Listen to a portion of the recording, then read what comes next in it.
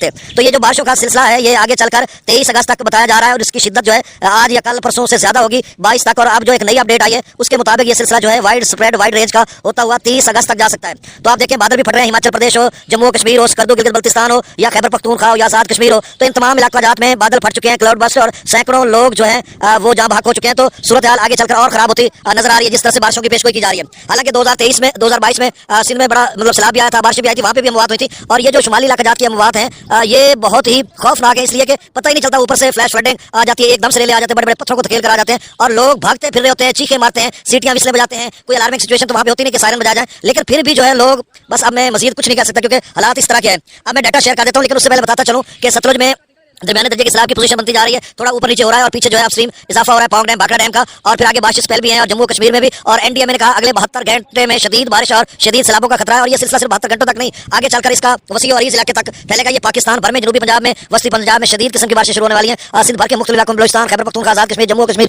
हिमाचल प्रदेश और गिलगित बल्तिस्तान, तो तमाम इलाकों में अगले जो 8-10 दिन है उनमें और खासकर अगले 6 दिनों में शदीद बारिश है। अब सिंध का जो सैलाबी रेला है वो अब 4 लाख क्यूसेक से क्रॉस कर चुका है, 4.5 लाख या फिर ऊंचे दर्जे के सैलाब की तरफ जा सकता है, क्योंकि काबुल दरिया भी भर चुका है। दरमियाने दर्जे का सैलाब है 1,10,000 क्यूसेक काबुल दरिया में हो चुका है। तरबेला डैम से भी 3,70,000 छोड़ा जा रहा है और आगे चलकर सूरत हाल मजीद खराब हो सकती है। अब मैं डाटा शेयर कर देता हूँ और बाकी जो कोई नई अपडेट आएगी तो मैं फौरी आपको अपडेट कर दूंगा। अब जो तरबेला डैम का लेवल है वो 1547-48 तक पहुंच रहा है, 2 फुट रह गया और ये अब डेंजरस लेवल और खतरनाक सूरत हाल पर खड़ा है कि अगर इनफ्लो मजीद बढ़ गया, उसी तरह से क्लाउड बर्स्टिंग या फिर बादल फटे या ग्लेशियर मेल्टिंग हो रही है या गैर मामूली बारिश की पेश गोई, तो फिर सूरत हाल एक बहुत बड़े सैलाब की तरफ जा सकती है। 2010 की भी सूरत हाल बन सकती है, इसमें कोई दो राय नहीं है, नहीं भी बन सकती, कोई हमारी बात हरफे आके नहीं, लेकिन मेंटली तौर पर तैयार हैं, क्योंकि जब लोग तैयार नहीं होते तो फिर बहुत बड़े नुकसान उठाते हैं। जैसा कि ये शुमाली इलाकाजात में हाल या कल या आगे पहले लोगों ने गफलत की और एकदम से ऊपर सारा कुछ सैलाब आ गया, तो इस तरह के हिफाजती इकदाम करने चाहिए। तमाम इदारे हाई अलर्ट है। पीडीएम में पंजाब ने भी हाई अलर्ट जारी कर दिया है, बारिशों का भी हाई अलर्ट है, सैलाबों का भी हाई अलर्ट है तमाम इदारों का। और पीडीएम में पंजाब ने तो कहा अगले 24 घंटों में क्लाउड बस्टिंग भी हो सकती है और शदीद किस्म की नदी नालों में तूफानी हो सकती है और सैलाब भी आ सकते हैं मशरकी दरियाओं में। अब सतलुज अच्छा भाखड़ा पौंग डैम का नया डाटा आएगा तो फिर बाद में अपडेट करूंगा। पौंग अपना गंडा सिंह वाला पर फिर से 1-2 हज़ार क्यूसेक इजाफा हो गया, 68,632 क्यूसेक, रात को ये 75-76 हज़ार क्यूसेक तक गया था। सुलेमान की पर 47,635 और 47,000 खासा पानी है। लोगों के बंद टूट रहे हैं, मकामी जिम्मेदारों ने बनाए थे, फसलात वगैरह को शदीद नुकसान हो रहा है और लोग बहुत परेशान हैं और आगे चलकर सूरत हाल और परेशान कर सकती है। इस्लाम पर 26,127 क्यूसेक रावी।